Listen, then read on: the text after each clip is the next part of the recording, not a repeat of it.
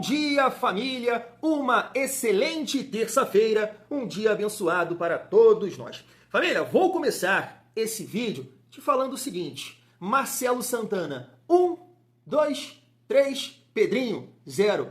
Que isso, Thiagão? Tu não tá falando nada nesse sentido do novo executivo de futebol do Vasco? Não, né, irmão? Não é isso não, família. Vou explicar aqui a minha teoria, porque olha, Pedrinho, meu Deus, depois dessa matéria aqui do GE em relação a Dimitri Payet, família do céu. Mas chega aí que tem muita resenha nesse vídeo. Como eu disse, vamos falar aqui sobre o executivo, o novo executivo de futebol do Vasco, mercado da bola também, porque Esforza, tem time argentino interessado nesse jogador. Vamos falar um pouco também da preparação do Vasco, visando o confronto contra o São Paulo. E tem dois jogadores voltando ali a correr, a trabalhar com bola. Será que esses dois atletas podem ajudar no decorrer da temporada? Ou seja, a família vascaína, chega aí que tem muita resenha nesse vídeo. Pera lá, Thiagão, calma aí, tu tá esquecendo, irmão. Família, do nada, me deu vontade. Depois de olhar aqui, classificação da Série B, Atlético Paranaense que perdeu, parece na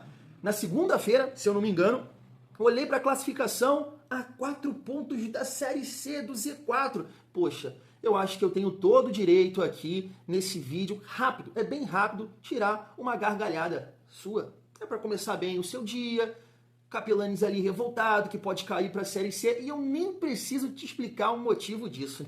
Vale a pena. Então chega aí que tem muita resenha, mas se não for inscrito aqui no nosso canal, dá aquela força, se inscreve, deixa o like e ativa o sininho para não perder os próximos vídeos. Vamos seguir a nossa resenha e rapidamente destacar aqui essa matéria do GE sobre a permanência do Payet no início dessa temporada. Mas, Thiagão, ele tinha contrato. Calma, vamos lá, ó. Tá aí. Parte da diretoria do Vasco, incluindo o ex-diretor Marcelo Santana, defendia a rescisão contratual de Dimitri Payet desde o início de 2025, considerando seu salário elevado incompatível com o desempenho em campo. Alguns membros da cúpula também se incomodavam com a postura do francês, que, segundo eles, sumia em jogos decisivos e não assumia a responsabilidade esperada. Apesar das críticas, o presidente Pedrinho optou por manter Payet no elenco, adiando a saída do meia, que foi oficializada apenas agora, em junho de 2025. E você, torcedor cruzmaltino, o que acha dessa decisão do Pedrinho? Tá aí, eu vou deixar aqui a minha opinião. Como eu disse, Marcelo Santana 3, Pedrinho 0. Posso explicar o motivo? Assim, família, na minha cabeça é o seguinte, como é que eu posso falar? Se o Vasco tivesse acertado com o Fernando Diniz logo no início da temporada, beleza.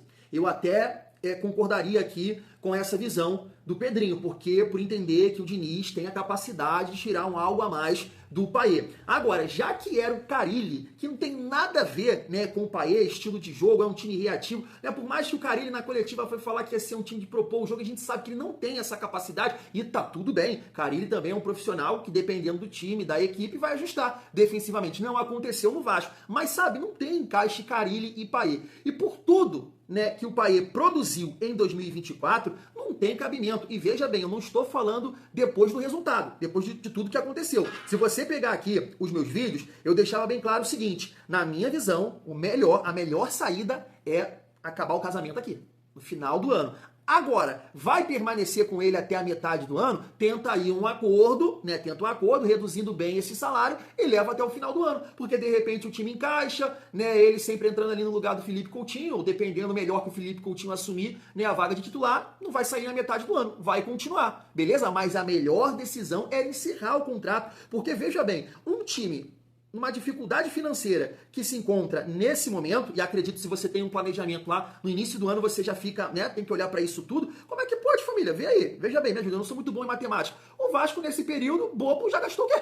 Uns 6, 7, 8 milhões com o Payet, uns 6 milhões no mínimo. Nessa brincadeira de 2025. Poxa, Pedrinho, tá de brincadeira comigo, rei. Aí não, poxa, tentava. Claro, veja bem, aqui era uma tentativa, né, de rescindir o contrato com o Payet. Payet muito bem poderia não aceitar, exigir alguma coisa, beleza. O que eu estou querendo dizer é que, poxa, nem tentar, Pedrinho poderia ir, pai. Poxa, é o seguinte, irmão, aqui sempre tive um carinho com você, pá, família, né, primeira classe e tal, pá. Entendeu? Oxe, isso aqui, Marcelo Santana 3, Pedrinho 0, na minha modesta opinião. Família, rapidamente agora, eu vou passar aqui para vocês o Capelanes, pra gente dar uma risada, e aí você pode até falar, Thiago, a gente não tá nessa situação para ficar rindo não. Tá sim, dele tá. Dele tá, porque ele tá na Série B e pode cair pra Série C. E o Vasco vai dar a volta por cima, família. Vai dar a volta por cima, como é que você sabe disso? Olha o olhar desse cidadão aqui, ó. O Vasco divulgou ontem as fotos do treinamento de ontem. Olha aí, tô olhando pra ele agora. Esse cara tem um plano. Olha o Capelante. Fala baixo, fica com o microfone pertinho da minha boca, pra não atrapalhar as pessoas que nada tem a ver com esta merda chamada Clube Atlético Paranaense, com esta merda ultrapassada, ditadora, de conduzir mal e porcamente um clube de futebol. Não é tão difícil fazer futebol, tá? É difícil, claro, mas não é tão difícil assim. Basta não ser ignorante, basta não ser ladrão, basta não ser mau caráter, que as coisas dão certo. Como denominar a diretoria do Atlético? Até que me prove o contrário, ignorantes. Porque sabem nada de futebol, não sabem nada de bola. Quando o Atlético cai e começou a fazer a remontagem ridícula, por sinal, são jogadores ridículos, que não sabem jogar futebol, caras que não podem passar na porta de um CT, de Série A, de Série B, até de Série C. Eles são contratados a peso de ouro muitas vezes, com contratos longos, extensos, não dá pra entender. O Atlético perder pro Atlético Goianiense hoje foi mais um recado que, infelizmente, olha só o que eu vou dizer, a nossa realidade não é só lutar pela permanência na Série B, porque o G4 vai ficando cada vez mais distante, mas é ter pezinho no chão e abrir o olho e entender que a gente pode inclusive correr um risco de lutar contra uma Série C. E eu sou um imbecil. Ai, caramba, cara. E pensar que no sorteio das quartas da Copa do Brasil, mas esse rapaz, esse cidadão falou tanta coisa, o Atlético Paranaense caiu e agora tá aí, a 4 pontos da zona de rebaixamento da Série B. Como eu disse, eu acredito muito no trabalho do grande Fernando Diniz, com esse olhar aqui forte, firme, acreditando no trabalho que está acontecendo ali naquele momento. E o Vasco, claro, tem um jogo muito importante, né, aí no dia 12, dia dos namorados, contra o São Paulo. Pontuei aqui, né, no nosso segundo vídeo de ontem que o São Paulo está bem desfalcado e a gente espera, claro, uma melhora do Vasco aí, pelo menos, poxa, na parte, né, principalmente na parte defensiva, porque quem joga aí uma peladinha, né, um jogo contra, sabe, cara, seu time começa a dar fubá, irmão, tu dá uma desanimada, tu, cara, segura, é complicado, família vascaína, mas a gente entende aí que, né, o Vasco já deu uma melhorada, mas precisa corrigir esses erros, né, individuais, claro, e, né, o coletivo também às vezes erra, como foi ali no primeiro gol contra o RB Bragantino, né, ninguém marcou ninguém, depois o gol contra o segundo gol também é o Piton, da Avenida Piton, o João Vitor, então tem que melhorar muita coisa. Eu acho que foi um período já importante e eu espero, cara, uma boa atuação, um resultado positivo para, não vou dizer tranquilizar a torcida, mas dar uma confiança, né, nos jogadores, na torcida, no treinador, para que a gente possa entrar em um clima mais, né, de uma corrente positiva para o Vasco caminhar na temporada, porque do jeito que tá, essa pressão, né, não é o ideal, não tá legal realmente. Família, como eu peguei aí, né, Paiê, Fernando Diniz, Vasco, Pedrinho, o GE também fez essa pergunta aqui, ó. Felipe Coutinho deve assumir a camisa 10 agora. Eu vou passar aqui para vocês também, família. Eu estava acompanhando a rede social do Souza, um projeto bem bacana aí do Felipe Coutinho, que vai ajudar muitas crianças, muita gente. E eu acho que, né, é um dos motivos também que faz o Felipe Coutinho querer permanecer no Vasco, tá próximo desse projeto que começou, acho que no dia de ontem, família Vasco. Estou passando aqui a imagem para vocês, o vídeo, né, rápido. Mas eu acho sim, tá, família? Eu acho sim que ele deve assumir a camisa 10, mas ele jogou com a 11, não, dá 10 pra ele. É com a 10 que ele se sente bem. É com a 10 que ele teve o melhor momento da vida dele. Lá no Liverpool, era com a 10. Irmão, pega a 10 que tu vai melhorar, tu vai performar. Entendeu? Pega a 10. A 10 tem que ser do Felipe Coutinho, família vascaína. Seguindo aqui a nossa resenha, destacar aqui com vocês, ó, David e Estrela treinaram normalmente em mais um dia no CT. Poxa, show de bola, né? Assim, preciso nem falar. A galera que tá chegando aqui agora, eu não sou fã do David. Acho que foi um absurdo o negócio que foi feito com o David, né? Ainda lá na época do Mato, 777. O Pedrinho só teve que honrar porque ele bateu, né, as metas.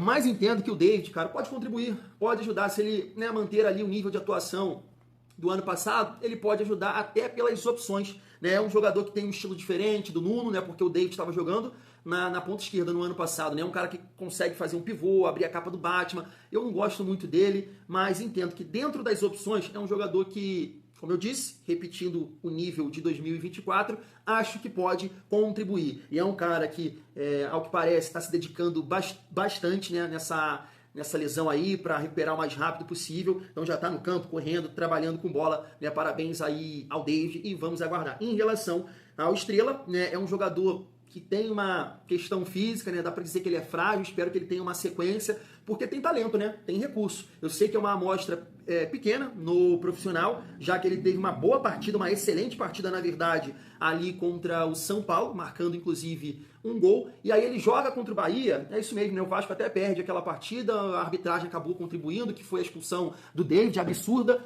O Estrela não fez uma grande partida, não foi tão mal, mas não fez uma grande partida. Então é um jogador que a gente entende que é um cara, um camisa 10 à moda antiga, né? Estilo do Paê, não tô falando que é melhor que ele, não, é o estilo do Paê, é o estilo do Felipe Coutinho, aquele cara que tem um bom passe, né? Que tem visão de jogo, é a moda antiga, o camisa 10.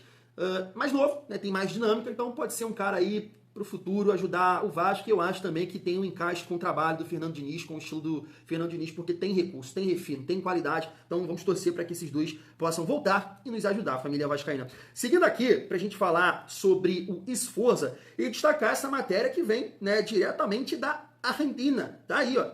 Sforza no radar do Racing. Opção para substituir Nardoni. Ou é isso mesmo, Nardoni.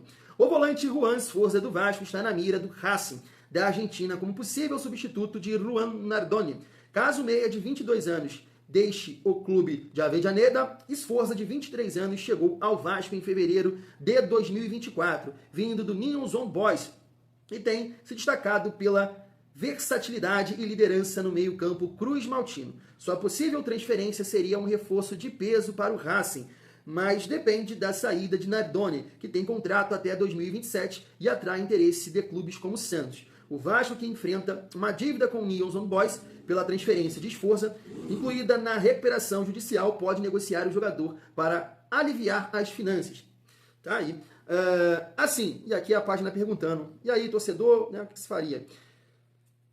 Tô torcendo aqui, tá? E detalhe, não sei como é que seria, né, essa negociação em relação ao Sforza, né? Não acredito que o Racing ia botar algum papel colorido na mesa, de repente chegar aqui, empréstimo, opção de compra, alguma coisa, né, nesse sentido. Claro que o Vasco tem que resolver essa situação aí, né? Mas me parece que está na recuperação judicial, né? A dívida com o Newell's Old Boys. Mas, cara, mandaria. Até porque, família, é um clube, é um time, na verdade, né? Porque desde o ano passado, me parece, o Racing tá crescendo muito, né? Não sei se é ano passado, tô falando ano passado porque eu acabei acompanhando a final contra o Cruzeiro, do Fernando Diniz, né? O Fernando Diniz era o treinador. Cara, que tinha aceitado. E esse ano, pelo jeito, também tá caminhando. Foi líder do grupo, né? Do Fortaleza, do Bucaramanga e um outro time lá, né? Azeitado, time enjoado. E vou te falar uma coisa, tá?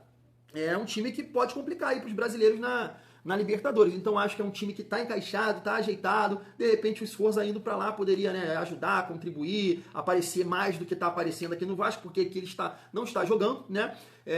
Por mais que o Fernando Diniz falou que gosta do estilo, do perfil, eu acho que é aquilo, família. Eu sei que eu não sou jogador, não sou treinador, não trabalho com futebol, mas tem coisas assim que são claras, sabe? Então o Vasco tem uma limitação física. O Vasco é muito mole. É o time mais mole do Campeonato Brasileiro. Então é difícil você imaginar que você tem ali o Felipe Coutinho, né, que é o seu 10, seu meio armador, que você tem pontas que, poxa, não tem essa condição física. Eu sempre gosto de dar um exemplo, né, do Gabriel Peck, que ajudava muito nesse sentido. Era um cara que se sacrificava, né, pelo time, por essa questão tática, era um jogador tático, ajudava muito na marcação, ajudava muito o Lucas Piton. E o Nuno Moreira, por exemplo, não tem essa condição. E o Ryan também. Então você junta Ryan, que não tem essa dinâmica, o Nuno, que não tem essa dinâmica. Geralmente, né, você tem um desses dois jogadores, das pontas, tem essa força física para fazer a recomposição. No Vasco, não. Então você tem dois jogadores que já têm essa dificuldade, têm qualidade técnica, estão ajudando, mas acabam não auxiliando nesse sentido. Você tem o Felipe Coutinho de meio armador, que também tem essa dificuldade, e aí você vai ter como primeiro volante Sforza. Não tem sentido nenhum, família. Não tem sentido nenhum.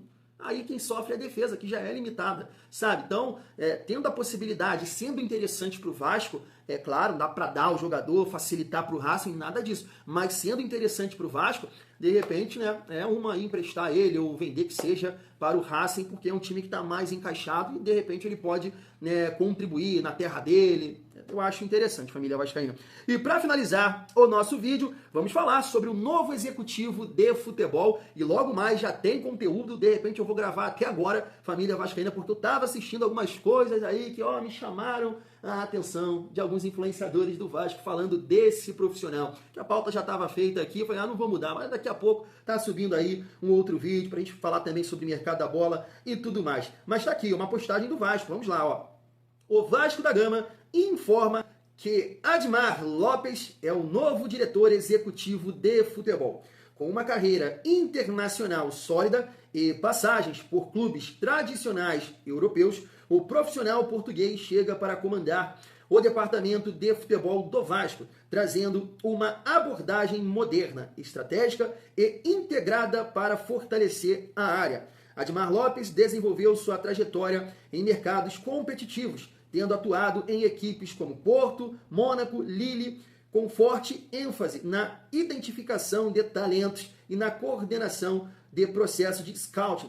Mais recentemente ocupou cargos executivos no Boa Vista e no Bordeaux, onde liderou projetos esportivos em contextos de reestruturação. O profissional tem chegada prevista ao Rio de Janeiro nos próximos dias, representando mais um passo do Vasco em direção ao modelo de gestão profissional com foco em desempenho esportivo e sustentabilidade. Então, tá aí, família vascaína. Fiz uma pesquisa rápida aqui, né, sobre a trajetória desse profissional. Tá aí, passou pelo Porto de 2009 a 2014, iniciou como scout, identificando jovens talentos, pelo Mônaco, de 2014 a 2016, scout nos períodos de ascensão do clube, acompanhando atletas como Mbappé, Fabinho e Wagner Love.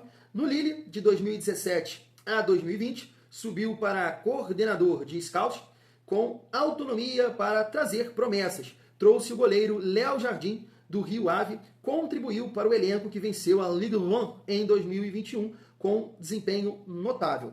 Boa Vista, de 2020 a 2021, primeiro cargo como diretor de futebol, já em posição executiva, manteve conexão com antigos recrutados, como Léo Jardim.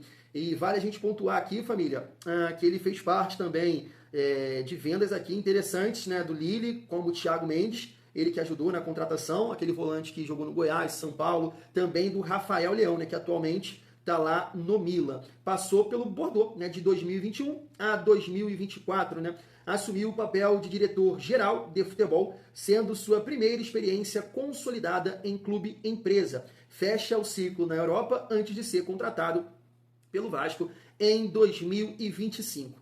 Tá aí, família vascaína, como a gente já destacou aqui, né, é um profissional que conseguiu levar o Léo Jardim lá para a França, e teve até uma matéria que pontuou isso aqui, né, chegada de Admar Lopes pode facilitar na permanência de Léo Jardim.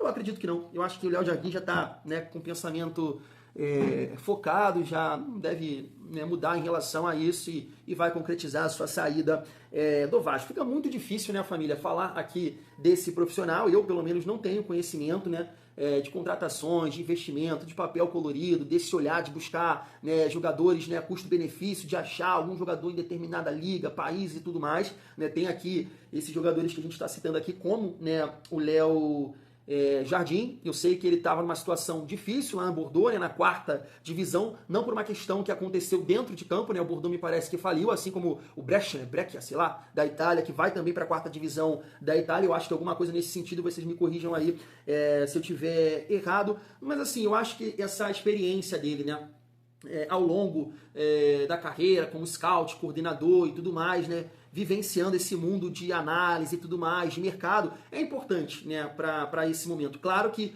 o executivo de futebol ele acaba se envolvendo em outras situações, né, como estrutura, base e tudo mais, mas a gente torce para que ele, né, tenha ali uma experiência importante nesse sentido. E aí eu vou deixar para o próximo vídeo para a gente trocar uma ideia melhor sobre, né, a própria 777, né, que tentou a contratação dele no ano passado, mas acabou não acontecendo e o Vasco acabou fechando, né, com o Alexandre Matos. É uma resenha interessante, daqui a pouco eu apareço, né, porque senão o vídeo vai ficar bem longo, né, família vascaína. Vou ficando por aqui, tamo junto e é muito bom ser Vasco. Valeu!